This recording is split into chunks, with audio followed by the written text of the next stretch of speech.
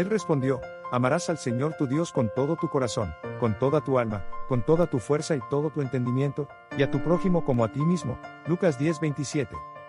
A continuación, presentamos el resumen de la lección de escuela sabática. La misión de Dios, mi misión. Cuarto trimestre 2023. Comentario de la lección 7, misión en favor del prójimo. Bosquejo del estudio. Los profetas instaron al pueblo y a sus dirigentes: aprendan a hacer el bien, busquen justicia, restituyan al agraviado, defiendan al huérfano, amparen a la viuda, Isaías 1:17, y prohibieron que oprimieran a la viuda, ni al huérfano, ni al extranjero, ni al pobre, Zacarías 7:10. Los profetas también condenaron ferozmente toda injusticia. Elías reprendió al rey Acab por asesinar a Nabot y robarle su viña. Amós fustigó a los gobernantes de Israel porque, a cambio de sobornos, pisoteaban la cabeza de los pobres, aplastaban a los necesitados y negaban la justicia a los oprimidos, en lugar de dejar que la justicia fluyera como un río y el derecho como una corriente inagotable. Al formar parte de la comunidad de Dios, veremos el problema de cada uno de sus miembros, y experimentaremos lo que significa vivir con ellos y sufrir también con ellos. Podemos esperar que, al sufrir con la comunidad, también suplamos sus necesidades. Debemos ser el prójimo de los necesitados. Muchos en la comunidad sufren y necesitan ayuda. ¿Podemos averiguar quién necesitará nuestra ayuda como prójimo? Mi iglesia, ¿está aliviando el sufrimiento de los necesitados o estamos contribuyendo al sufrimiento, ya sea deliberadamente o por ignorancia? ¿Cómo heredar la vida eterna? ¿Quiénes somos? ¿Por qué estamos aquí? ¿Qué ocurre cuando morimos? ¿Cuál es nuestro destino final? Estas son, en muchos aspectos, las preguntas más importantes que pueden plantearse los seres humanos mortales, seres que saben que son mortales, los únicos seres que tienen conciencia de ello. Y, en el Evangelio de Lucas, alguien se acerca a Jesús con la pregunta más crucial de todas, por cierto. Lee Lucas 10:25. ¿Qué preguntó este doctor de la ley y por qué lo hizo? El intérprete de la ley preguntó: ¿qué haré para heredar la vida eterna? A fin de cuentas, ¿qué pregunta podría ser más importante que esta? No importa cuáles sean nuestros rituales o prácticas religiosos, detrás de todos ellos está esta pregunta crucial. En contraste con esta, ¿qué puede importar más a seres cuya vida se describe como un vapor que aparece por poco tiempo y pronto se desvanece? Santiago 4:14. Porque, ¿cuál es la única opción a la vida eterna, más que la muerte eterna? Si no fuera por la expresión para probarle, pensaríamos que este intérprete de la ley era una persona que, sinceramente, deseaba que Jesús le dijese cómo obtener la vida eterna. Jesús sabía que sus intenciones no eran buenas, sin embargo, no le reprochó nada, no lo ignoró, no le faltó al respeto, ni se negó a responderle. Siempre atento a aprovechar cualquier oportunidad para la misión, esta pregunta era una oportunidad que Jesús podía utilizar para incitarlos a escudriñar su propio corazón. Además, la pregunta era demasiado trascendente como para dejarla sin respuesta: ¿haciendo qué cosa heredaré la vida eterna? Cada uno de nosotros tiene el mismo anhelo de trascendencia, la misma necesidad de vivir más allá de esta corta vida. ¿Estamos nosotros tan interesados en la vida eterna como lo estaba este intérprete de la ley? ¿Es relevante para nosotros hoy, el tema de la vida eterna, ante tantas enfermedades y miseria? La respuesta está en la palabra. Lucas 10:26. En ocasiones podemos ser abordados con preguntas provocadoras, por ejemplo: ¿por qué dices que hay un solo Dios, pero adoras a 3 personas? Tal vez pensemos que, como el intérprete, su único propósito es provocar, molestar, o dejarnos en evidencia. A diferencia de Jesús, nosotros no podemos saber la intención real de las personas, Juan 2:25. Tal vez, sin saberlo, estemos ante un sincero buscador de la verdad. Por ello, debemos imitar el método que Jesús usó para responder a las preguntas difíciles o malintencionadas. Así pues, en primer lugar, debemos llevar a nuestro interlocutor a la Biblia como la única fuente autorizada para conocer la verdad, ¿qué está escrito en la ley? En segundo lugar, llevarlo a un estudio personal de la Biblia, ¿cómo lees? Que no se conforme con lo que nosotros sabemos o podemos decirle. Es importante que dejemos que la palabra misma, bajo la conducción del Espíritu Santo, nos dirija al conocimiento de la verdad. Dios nos ha dado su palabra. En ella podemos encontrar toda la verdad que necesitamos saber con respecto a la manera en que debemos vivir, cómo debemos tratar a los demás y cómo podemos heredar la vida eterna. Claro, hay un papel para los maestros y los pastores, pero al final, personalmente debemos ir a la Biblia en busca de las verdades que importan.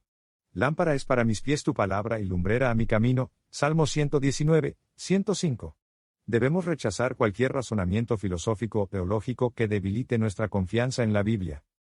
El amor en acción. Lee Lucas 10, 27 y 28. ¿Cuál fue la respuesta del doctor de la ley a su propia pregunta? El maestro de la ley había hecho la pregunta y él mismo dio la respuesta: amarás al Señor tu Dios con todo tu corazón, y a tu prójimo como a ti mismo. Lucas 10, 27. ¿Cuál fue la respuesta de Jesús? Has respondido bien. Lucas 10, 28. Jesús lo desafió a hacer algo al respecto, diciéndole: haz eso, y vivirás. Lucas 10, 28. Para la mayoría de los creyentes, dar las respuestas correctas relacionadas con la doctrina y la fe no es tan difícil. El desafío consiste en hacer lo que sabemos que es correcto y seguir lo que creemos. Hay muchos que, aunque saben lo suficiente para ser salvos, se perderán porque no obedecieron lo que conocían. Así de serio es este asunto. El solo hecho de saber acerca de amar a Dios y a nuestro prójimo no es suficiente. Tenemos que ponerlo en práctica. En esencia, el Evangelio es práctico. Necesitamos ser las manos y los pies de Jesús. ¿Cómo puedo demostrar que amo a Dios y al prójimo? Según Juan, demuestro que amo a Dios cuando amo a mi prójimo. Primera de Juan 4:20. Cuando ayudo al pobre, al sin techo, al desempleado, al herido, al desnudo, al enfermo, al depresivo, a alguien que necesita algún tipo de ayuda.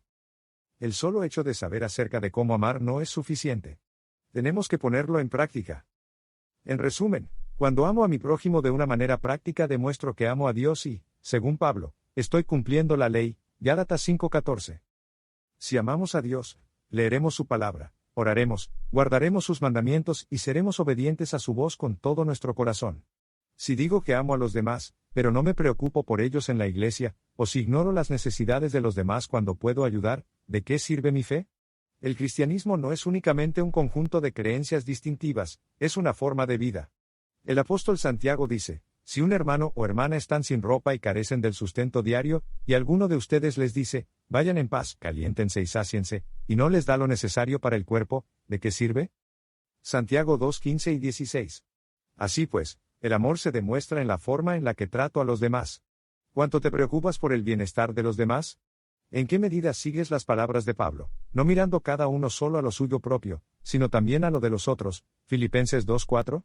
Por la gracia de Dios, ¿cómo puedes aprender a preocuparte más por los demás? ¿Y a quién debo amar? Lee Mateo 22:37 al 40.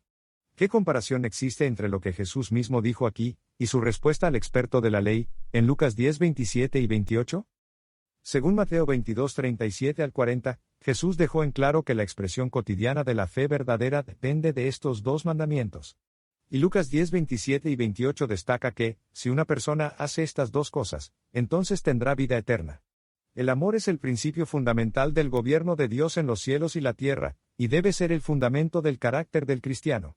Solo esto puede hacerlo y mantenerlo estable.